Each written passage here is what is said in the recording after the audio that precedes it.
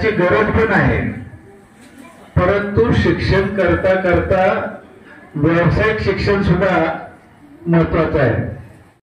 गुरु पूर्णिमा के शुभ अवसर पर गुलाबराव करंजुले पाटिल ने श्री राम विद्या मंदिर अमरनाथ के विद्यार्थियों को एक विश्वासी मार्गदर्शक की तरह संबोधित किया। विश्वासी मार्गदर्शक, जीवन परिशिक्षक, जिन्हें हम सांसारिक गुरु भी कह सकते हैं।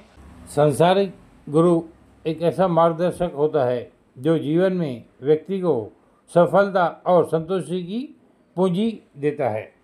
और आज गुलाबराव करंजुले पाटिल ने इन विद्यार्थियों के बीच बैठकर में मार्गदर्शन और सफलता की राह बताई, क्योंकि गुलाबराव करंजुले पाटिल एक ऐसी शख्सियत हैं जो गरीबी रेखा से उभरकर अमरनाथ शहर और आसपास के शहरों में एक सितारा बन के उभरे हैं। गुलाबराव करंजुले पाटिल शिक्षा को बहुत ही महत्व देते हैं और इसलिए ही शायद आज गुरु पूर्णिमा के अवसर पर श्री राम विद्या मंदिर के विद्यार्थियों को एक सांसारिक गुरु के भांति संबोधित किया आणि मनामध्ये त्याचं प्रात्यक्षिक केलं पाहिजे, नंतर ते प्रत्यक्षात उतरतं।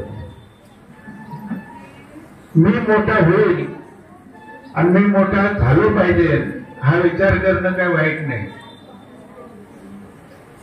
आपण प्रत्येकाला वाटतं की माझ्या आई वडिलांनी आमचे लाड पुरवावे, माझ्या मित्राकडे आज असा मोबाईल आहे, मला सुद्धा असा घेतला पाहिजे।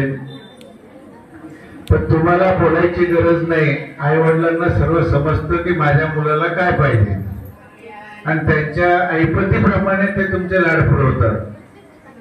म्हणून आई वडिलांची कुठली इच्छा तू बोलून हट्ट न करता आहे त्याचे समाधान मानून आपण आपलं शिक्षण पूर्ण करायचंय।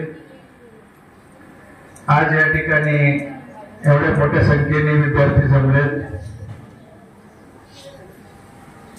शिक्षण अवश्य आहे, त्याची गरज पण आहे, परंतु शिक्षण करता करता व्यावसायिक शिक्षण सुद्धा महत्वाचं आहे। आता आमचे काही या ठिकाणी बालगोपाळ बसलेत, ज्यावेळेस तुम्हाला काही वेळ मिळत असेल तर आपल्या विभागामध्ये असलेलं एखादं किराणा दुकान म्हणा किंवा अन्य कशाचं दुकान असेल तर तो कसा व्यापार करतो, तो गिरायकाशी कसं बोलतो हे आपण शिकलं पाहिजे आणि याच्यातूनच माणूस मोठा होतो। मी सुद्धा भाजी मार्केटमध्ये कांदे बंडे विकत होतो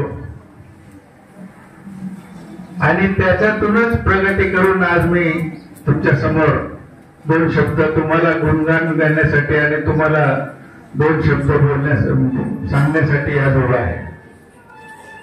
तर प्रत्येकाने आपल्यामध्ये असलेले सुप्त गुण आणि मोठ्या लोकांचं अनुकरण करून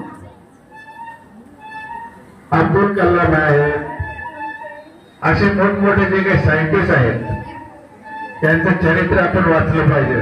आणि आज या ठिकाणी श्रीराम विद्या मंदिराने जो कार्यक्रम या ठिकाणी आयोजित केला, त्यांचे सर्व शिक्षक, शिक्षिका, मुख्याध्यापक आणि ट्रस्टी